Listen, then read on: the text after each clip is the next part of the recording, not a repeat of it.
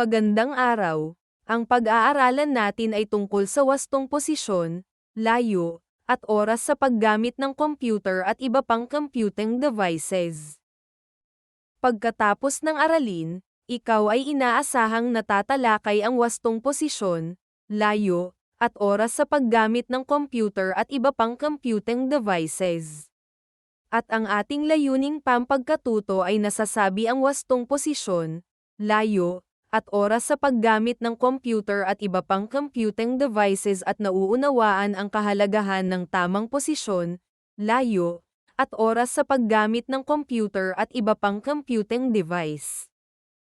Ang digital citizenship ay tumutukoy sa kakayahan ng isang tao na gamitin ang makabagong teknolohiya sa ligtas at responsableng pamamaraan. Ito rin ay tumutukoy sa kakayahan ng mga tao na makisalamuha sa iba pang gumagamit ng digital space ng may respeto at paggalang. Ang digital space naman ay tinatawag ding virtual environment. Ito ay ang terminolohiyang ginagamit upang tukuyin ang lugar kung saan nagaganap ang pakikipag-usap, pakikisalamuha at pagpapalitan ng impormasyon ng mga tao gamit ang computer o iba pang computer devices at internet.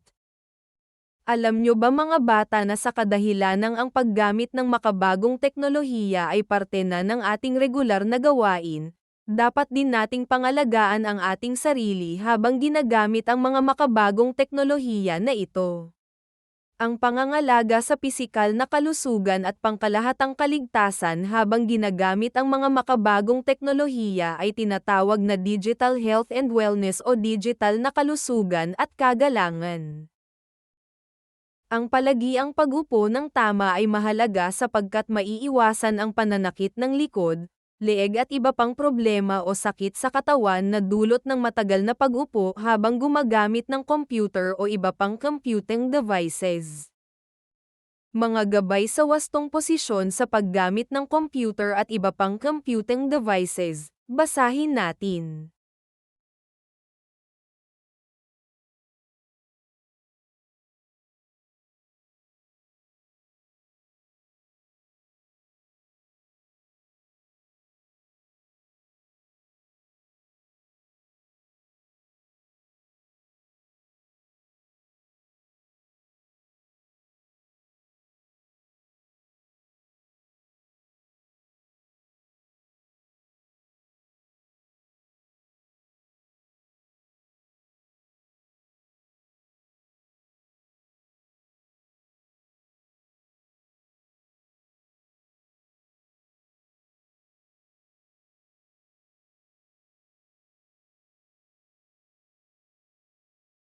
Tama at maling posisyon sa pag-upo habang gumagamit ng computer.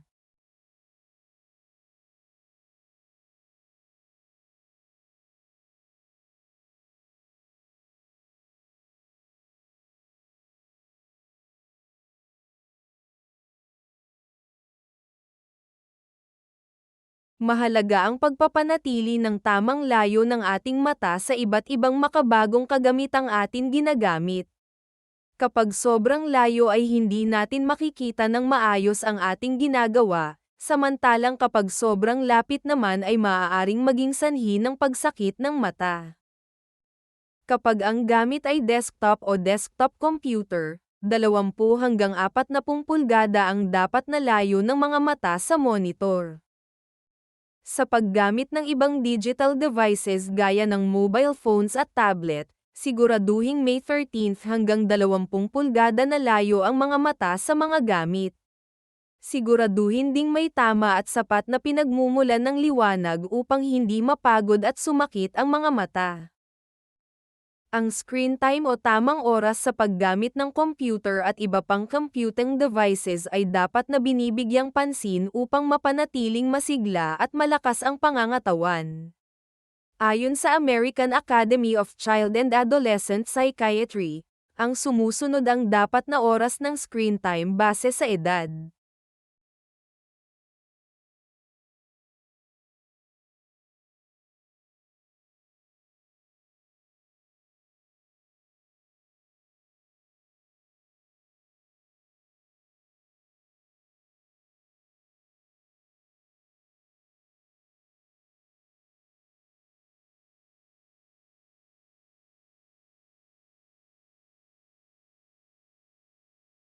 Unang gawain.